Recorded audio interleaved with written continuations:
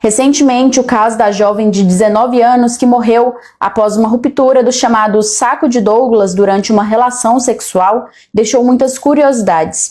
Você sabe o que é saco de Douglas? O que pode causar esse rompimento e como evitar? É o que a gente vai saber agora com o Dr. Luiz Otávio Manes. Olá, doutor, tudo bem? Então, explica pra gente o que é o saco de Douglas. Perfeito. A vagina, ela é um órgão cilíndrico, né, que tem as pregas que são semelhantes a uma sanfona. Então, ela tem uma elasticidade e ao fundo dessa vagina, o local onde se insere o colo do útero, que seria ali a parte de acabamento da vagina, ela é chamada de saco de Douglas. Então, o saco de Douglas, ele é o fundo da vagina e ele separa o que é vagina do que é conteúdo abdominal.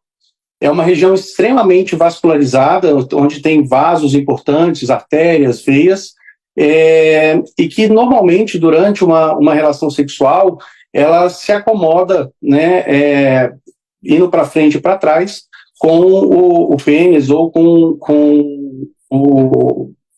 o estímulo, né? E o que pode causar a ruptura, né?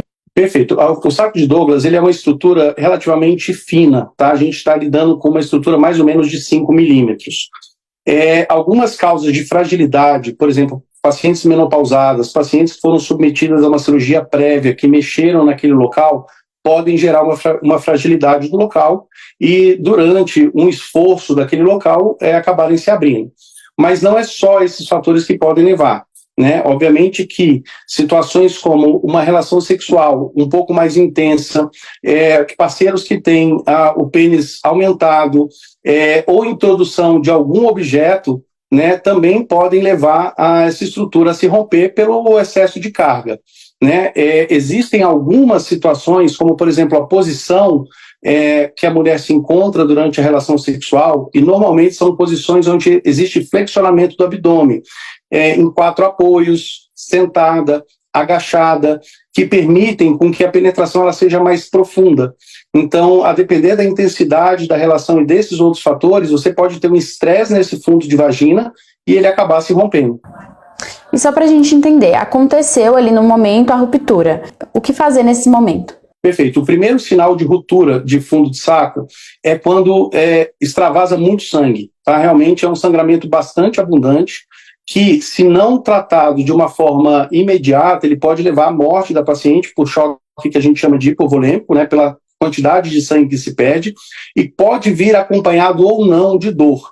Então, ao primeiro sinal de sangramento abundante numa relação, a paciente ela tem que procurar o pronto-socorro o mais rápido possível para que se faça um diagnóstico através do exame especular e que se faça a correção daquela ruptura antes que a paciente perca sangue em grande volume. No caso, rompeu, há tratamento, ele volta para o lugar? Como que funciona isso? Ele volta para o lugar, porque a ruptura do fundo de saco é como se fosse um corte. Então, atravessou aquela parede e aquela parede rompeu. Então, existe um tratamento, né, que é de sutura, você costura aquele fundo de saco e ele cicatriza ali entre 20 e 30 dias, de uma forma que a paciente consiga ter vida sexual e vida normal dentro desse período. Entendi. Só para a gente tranquilizar as pessoas que assistirem o vídeo, como evitar? O que pode evitar que isso aconteça? É difícil da gente falar de situações de como evitar, tá? Porque não é um evento frequente de acontecer, é um evento raro de se acontecer, e a gente vê que ele não acontece em um grupo específico da população, né? Vão desde pessoas jovens até pessoas realmente menopausadas. Agora, se houvesse uma forma, né, da gente conscientizar de que a relação sexual muito intensa, com penetrações muito profundas, ou introduções de objetos de forma muito intensas também na vagina, são maneiras, obviamente, da gente reduzir a probabilidade disso acontecer. Só que, como eu falei no início, a vagina é um órgão que parece uma sanfona. Então, ela tem uma capacidade de elasticidade, de se acomodar à relação sexual e até mesmo de passar um bebê grande lá por dentro sem que haja ruptura. Né? Então, é uma condição de acaso que normalmente ela acontece de uma forma inesperada.